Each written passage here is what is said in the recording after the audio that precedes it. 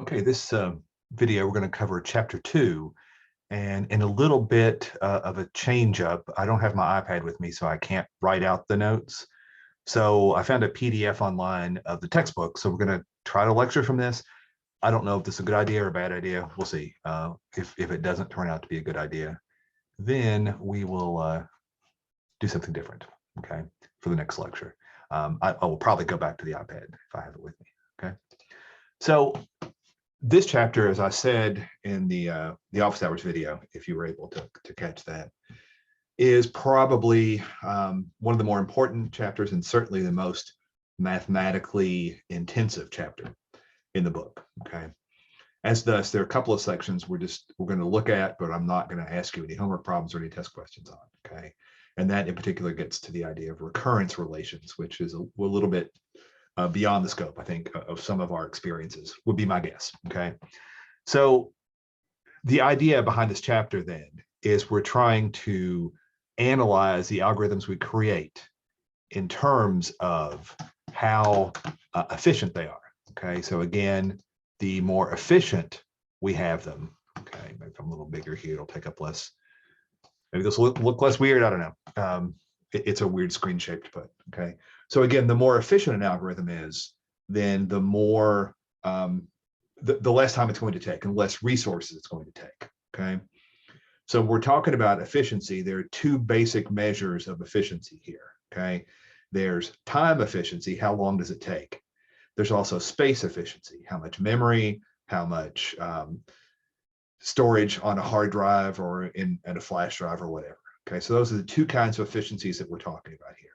So this chapter is going to provide us somewhat of a shorthand to be able to talk about algorithms. Okay, so and here we have where it's telling us about the time efficiency, the time complexity, the space efficiency, and the space complexity. Okay, so those are just the basic ideas there of how we're going to measure this stuff. Okay, so when we're trying to figure out how long an algorithm is going to take, okay, we need some metric to base that on. Okay, and usually, okay, we're going to look at the input size. Okay, and what this means is if we're doing a sort of an array, okay, one would expect, and in fact it's true in almost all cases, probably all cases, that if you have 100, it will take less time than if you have 1,000, and that'll take less time than you have 1,000,000. Okay, so measuring the input size to the problem is going to allow us to get an estimate of how long it's going to take to calculate, again, based on the algorithm. Okay, so the other thing that we're going to be dealing with here is that we have to, in the whole program, we need some way, we need some metric to know how many times the program is going to run given a given input. Okay, so we're going to identify the basic operation. Okay, so that's the operation that it's usually in the innermost loop of a program.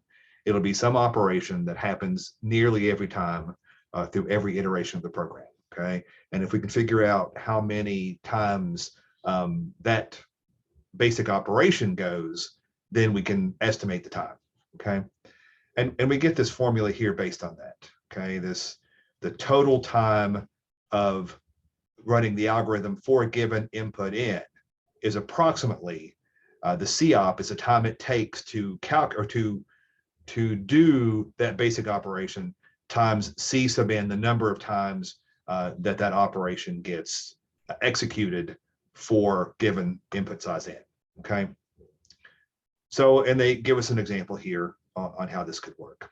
Okay, so what this gets us to is that we talk about the order of growth. Okay, so knowing how much time it's going to take or how much space it's going to, we usually do time, but time's more common, how long that's going to take based on a given input n. Okay, we're more concerned as n grows, as n gets bigger, how's that going to affect it? Okay, so if you test a program with an input size of 100 and see that, yeah, that's fine, we're good on time. Okay, how is that going to scale up to 1,000 or 1,000,000 or 5,000,000? Okay, that's the orders of growth that we're talking about here. Okay, and we're going to get to this in a minute, but these are some of the categories that we're going to divide our algorithms into. Okay, So the very best is called constant time, and it just happens, 1 or 2 or 5 times or whatever. If we're picking a random number from an array, okay, that's a constant time of 1. Okay, it's just going to do it. But beyond that, the best case is going to be this log 2n, okay, which for n of 10 is about 3.3. Okay, it then moves up to n, which means it takes, if we have an input size of 100, it's going to take 100 times to do it. Okay, every line has to be touched once. Okay. We then go to n log n squared, n cubed, 2 to the n, and finally n factorial, which is the worst, okay? And we'll hit those again in a minute, but that's just the basic idea here, okay? And again, we're using log here because log allows us, like log 2n in general, if we have an algorithm that will cut the size in half every time that we run it, okay? Like I think we talked about in the office hours, if we have an array of 10, okay, and we know that it's sorted, we can go to the middle and see if that number is bigger or smaller than what we're looking for, and then immediately get rid of half, okay? Where on an exhaustive search where it's not sorted, you would have to go through every single element, okay, and that would have the size of n, where the a sorted binary search would be a log n, okay? So basically, some examples of how that works, okay? Depending on the algorithm, we have to worry about, or at least think about, the ideas: are we getting the best case scenario, the worst case scenario, or maybe the average case on the efficiency, okay? For some algorithms, it doesn't matter. I mean, if you're going to take an array of 100 or array of n and every element you're going to double and make a new array, that's not going to, the best case, worst case, average case are the same, okay? But particularly something like a search, okay, you're looking at, again, if we have an array of size 100 that's unsorted, and we're doing a binary search, which means we start the first, second, third, all the way, okay? What's the best case scenario? Okay, the best case scenario, you find it in position 1, right? What's the worst case scenario? Well, the worst case scenario, you don't find it at all, or it's in the 100th position. So then you have to go through 100 times. Well, what's the average case? Okay, the average case is somewhere in between, okay? And we're not going to worry again. The average case calculations can get a little sticky sometimes. So I want you to understand the idea of best case, worst case, and average case, and be able to identify if a particular algorithm has a best case and worst case. But I'm not going to ask you to calculate those, okay? So then this is the algorithm, or the analysis framework that we're talking about here, the algorithmic analysis framework, okay? And this sums it up here on page 50, that both time and space efficiencies are measured as functions of the input size. Okay, so you have to figure out what the input size is. Time efficiency is measured by counting the number of times the algorithm's basic operation is executed. Okay, so again, that's usually in the innermost loop. Okay, space efficiency is measured by counting the number of extra memory units consumed by the algorithm. Okay, and that becomes an issue in some situations. The efficiencies of some algorithms may differ significantly for inputs of the same size. And so again, a search, it's not only dependent on the input size, could have a best case, worst case, things like that, okay? And what we're really interested here, what we're going to talk about next, is this idea of the order of growth. So as n gets bigger, as the input size gets bigger, what happens to the, so again, we're going to limits, and you probably see that coming. The limit as n approaches infinity, what happens to the efficiency of the algorithm? Still in terms of n, okay? And I will post the homework selections later, okay? So we're next going to go through this idea of the basic efficiency cases that we can have. This is a way we can talk about and compare different algorithms without having to go into a lot of detail. It's a shorthand that computer scientists and mathematicians and other people use, okay? So there are 3 notations that we use, one much more than the other, okay? The first is the big O, which is just a big O notation, okay? We also can use the big omega and the big theta, okay? So we'll talk about these individually here, but the first one here, again, the most common by far is the big O notation, okay? So the big O of some g of n is going to be the set of all functions with a lower or same order of growth as g of n, okay?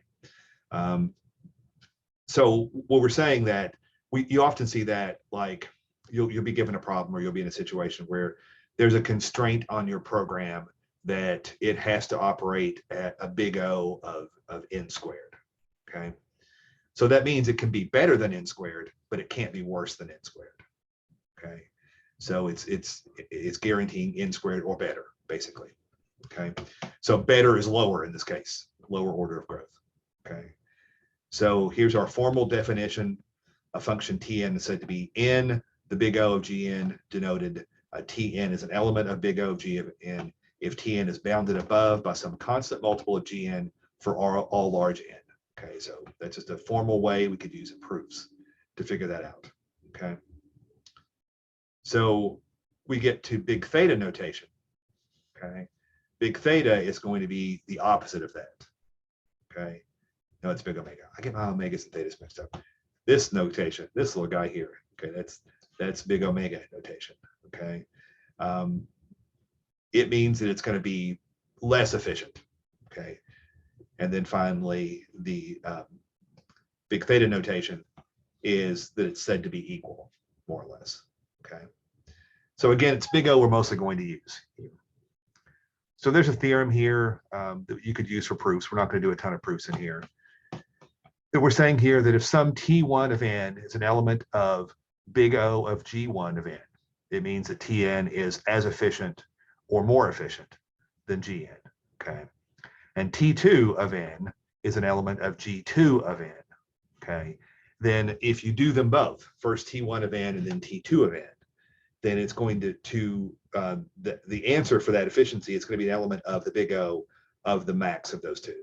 Okay, and that turns out to be useful in that if you have an algorithm that's doing two different operations, all you care about is the one that takes the longest. Okay, so if you have a program that has a section that's at n efficiency and a section that's at n squared efficiency, then it's n squared for the whole process. Okay, and that's a useful thing to know. Okay, we also can use limits to compare the orders of growth. Okay, so rather than calculate some measure, we're usually going to see which of the two is more efficient. Okay, so if you have a function t of n and you have a function g of n, and if you take the limit as the input size approaches infinity and divide t of n by g of n, you're going to get three possibilities. Okay, if you get 0, okay, 0 means that g of n is growing faster than t of n, so t of n is a smaller order of growth. Okay, if you get some constant number, okay, it means that they have the same order of growth. And if you get infinity, it means the opposite, that t of n is getting bigger quicker than g of n, so therefore g of n has t of n has a larger order of growth. Okay, so an example of this could be this one. We've got to compare the orders of growth of 1/2 n multiplied by n minus 1 and n squared. Okay, so we're going to take this top part here, the 1/2 n over n minus 1 divided by n squared. Okay, and we're going to take that as a limit of n approaches infinity. Okay, so we can go ahead and multiply this out. So you multiply this out, you get n squared minus n over n squared. Okay, we pull out the 1/2 to the front. Okay, so that's going to, when we cancel out the n's, we're going to get 1/2 times the limit as n approaches infinity of 1 minus 1 over n. Okay, so as n gets bigger and bigger and bigger, 1 over n gets smaller and smaller and smaller. So that limit is going to go to 1. Okay, so the whole thing's going to be 1/2. Okay, so that's a constant, a positive constant. So we would say that the functions have the same order of growth. Okay, there's another example here of the log, the binary log, or log 2 of n, and the square root of n. Okay, so, and it goes through the calculations for that. Another example here for 3. Okay, so here are the basic efficiency classes that we talk about and their names. Okay, so again, the best case efficiency is going to be constant when it's just going to take a set number of times, no matter how large the input goes. Okay, which That's pretty rare to see a useful algorithm at that size. Okay, the logarithmic is again log n. That's how we would say it, and that's going to be where we're going to be able to divide a problem in half every time. Okay, and we'll see some examples of that as we go along. Okay, so linear algorithms that have to touch every element in a list, for example, like sequential search, are going to be in that category.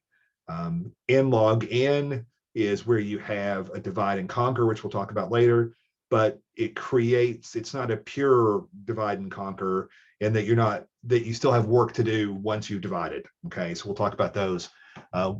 Examples include things like merge sort and quick sort. Okay, n squared, we call it quadratic. Okay, so typically if there are two embedded loops, we're going to get something with n squared. And then again, if we have three embedded loops, we're going to get n cubed, where we have to deal with every element 3 times, basically. We call that cubic. To the end, 2 to the n would be an exponential class. Okay, and that's, for example, generating all the subsets of an n element set. Okay, these take a while. Okay, they're difficult. Factorial, the n with the exclamation point, which is n times n minus 1 times n minus 2 all the way to 1. It's typical for algorithms that generate all permutations of a set. Okay, so again, those take a long time, and those kinds of problems take a long time. Okay, so that gets us to the mathematical analysis of non-recursive algorithms. Okay, so these aren't too bad. Okay, so we're going to go through at least one example here to see how this is going. I don't want this video to take the rest of our lives, so we'll have to go through here. So in this case, we're looking at example 1. Consider the problem of finding the value of the largest element of a list of n numbers. Okay, you got n numbers, you got to go through and find the biggest one.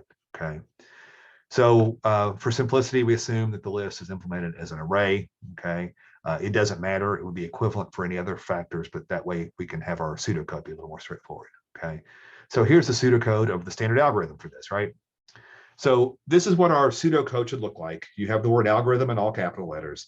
You have the name of the algorithm, and then you have the input to this algorithm. Okay, you then have a description of what the algorithm does. Okay, you then have what the input is, spelled out in great detail. Okay, you then have what the output is. Okay, so in this case, we're going to have an array.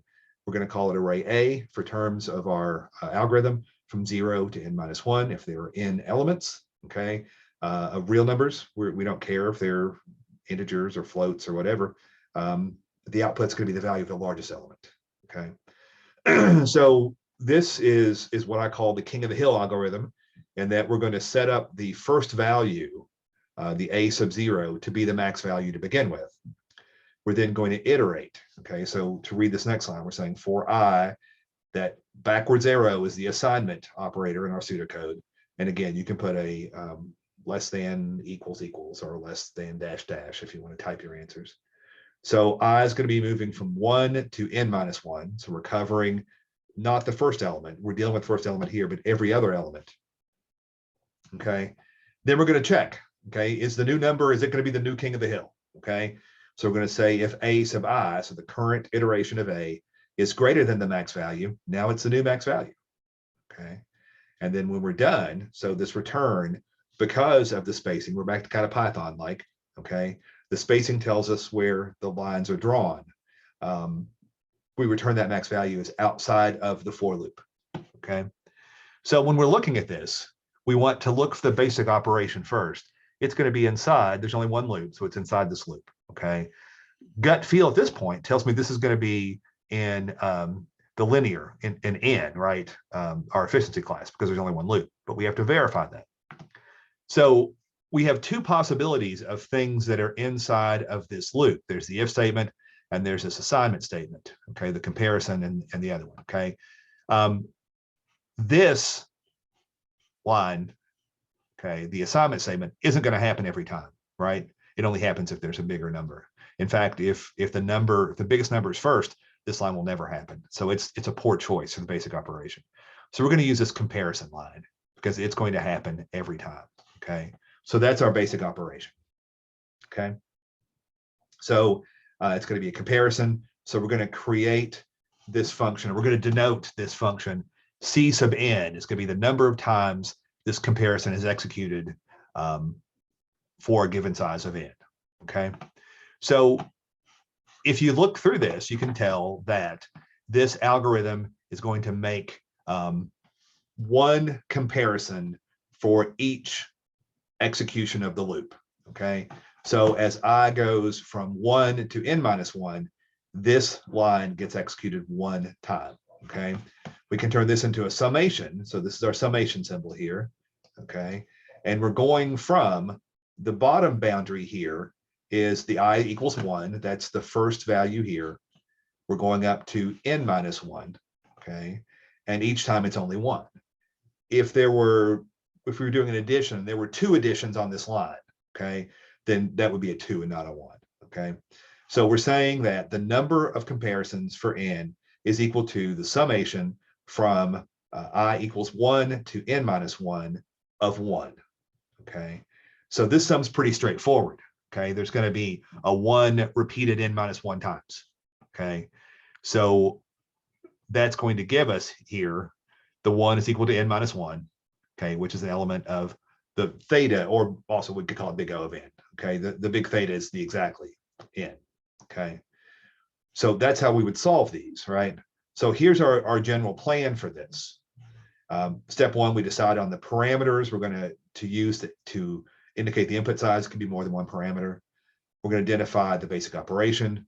We're going to see whether if this number depends only on the size of the input, if it has other properties, okay, like finding a certain value or whatever, then we have to worry about best case, worst case. But if it depends only on the input, okay, then we're gonna then like finding the largest depends only on the input. Doesn't matter what you find, okay. Then we're going to set up a sum to express the number of times the algorithm's basic operation is executed. And then using standard formulas and rules of sum manipulation, and there's a bunch in Appendix 1 in the back of the book, we're going to solve that to establish an order of growth, okay? And there are some other examples here that go through this in different ways, okay? So you should look through those, and there'll be a homework problem from this section for sure, okay? So section 2.4 is one that I'm not going to ask you to do much with, okay? So this one deals with recursive algorithms. So hopefully you remember from your programming class, a recursive algorithm is a function, it has a function that calls itself, okay? So the factorial is one that we often do here, okay? So with the factorials, there's no good way to create the summation. So instead, we have to do what's called a recurrence relation, okay? And we do those by substituting in some values and looking for a pattern, okay? You should read through this. Yeah, here's the method of backward substitution. You should read through this. I think it's interesting stuff, but there's not going to be homework, and I'm not going to test you on it, okay? So if time is short in your life, skim this chapter, okay? And then section 2.5 is going to just continue on that theme on computing the nth Fibonacci number, okay? So here's the Fibonacci sequence number. It's a recursive algorithm, is typically how we implement it. And it's going to go through and use these crazy numbers here that I don't even cover this particularly in a regular class, because this kind of goes beyond the way things work, okay? You should have an idea of how Fibonacci works, and that n is going to be equal to the function at n minus 1 and the function at n minus 2, okay? Fibonacci is an interesting series. I assume some of you probably talk about it with your kids. Can do cool stuff, okay? The next section gets a little more straightforward, I think, and it's an empirical analysis of algorithms, okay? It's the idea that, again, empirical means observation, okay? So we're going to do an experiment, and we're going to implement the algorithm. Usually makes more sense to do it as a computer program. We're going to express it that way. We're then going to run it through various times, okay? We can do this when either the efficiency is not that important, we just want a ballpark idea, when the mathematics is either super difficult or just challenging for us. For some algorithms, it's just difficult, period, and there's no good way to do it. And that's really the way we do this, okay, the reason we do this. So the general plan for this then, again, in terms of time efficiency, is first understand what you're doing with the experiment. You're trying to figure out what you're trying to solve, okay? You then have to decide on the efficiency metric, okay? to be measured, and the measurement unit is an operation time versus the time unit or operation count, whatever you're looking for here. You'll have to code that into your program, okay? Decide on the characteristics of the input size, how big is it, how much does it vary, okay? Prepare a program to do this experiment with, generate a sample of inputs that should be random or pseudo-random, as we say. You're going to run the algorithm on the input size, and then record the data, and then observe what it's done, okay? Analyze the data, okay? Do that repeatedly if you can. We'll give you an idea, okay? So there's just some more stuff on that, what that would look like. Some homework there, okay? Then I believe this is the last section on the algorithm visualization, okay? And this is just the idea that you're going to graph in some way, get a visual representation of what's happening for this, okay? If you look online, there's an old video, and if I find it on YouTube, I'll post it, looking at sorting algorithms, the different sorting algorithms, and it does it visually by having like a bar chart that's random, and then it'll go through each sorting algorithm of the major ones and move them around and show the time it takes. So that's very interesting. All right, here we go. It's called right here, sorting out sorting. Yeah, I think sorting out sorting is still on YouTube, so you should look for that. And I'll try to post a link if I can. It's fascinating to see how that works. Okay, it's yeah, back in the 70s when it was quite advanced for the 70s. Okay, but it's interesting. So you certainly can use something like that in order to see how your algorithm's going. Okay, so then the summary just kind of sums things up. Okay, so again, we talk about time efficiency or space efficiency. Time efficiency is how fast. Space efficiency, of course, is how much space it takes up. We're going to measure our time efficiency based on the input size. We also need a basic operation there. Okay, so in some cases, if the time efficiency depends not just on the input, okay, then we have to worry about the best case, worst case, and average case. Okay. So what we're most concerned with here is the growth of the algorithm's running time as the input size goes to infinity. We've got the notations big O to show that something is the same or better. The big omega means that it's the same or worse, and the big theta means it's exact. Okay. We have the following classes we talk about: constant, logarithmic, linear arithmetic, which is the n, log n, quadratic, cubic, and exponential in that order. Okay. We're going to use the sums in order to figure out the non-recursive algorithms. Again, there'll be homework on that, and I'll expect you to know how to do that for the exam. For the recursive algorithms and the recurrence relations, that's not something that we're going to cover in this class. Okay. So the Fibonacci series, again, there may be some problems based on it. I'm not going to ask you to prove its efficiency. Okay. Then the last two sections were the empirical analysis, where you turn it into a program, run it on sample data, and then the visualization is we're going to use images of some sort. Okay. So that's chapter 2. Again, there are a couple sections there you just need to skim that we're not going to do much with. I'll post the homework later. I haven't counted those up yet or figured those up yet. Yeah, hopefully this makes more sense. So I should have said this at the beginning, but the general rule is as before. I think it makes the most sense if you read the chapter first and then watch the video for any explanation. Okay. If you have questions, you can always text me. You should have my text number on the syllabus. You probably have it from before. And if not, we'll have our office hours Thursday at 7. Okay, where you can come and ask any questions. Okay. So that's all I've got for now. If you have any questions, make sure that you let me know.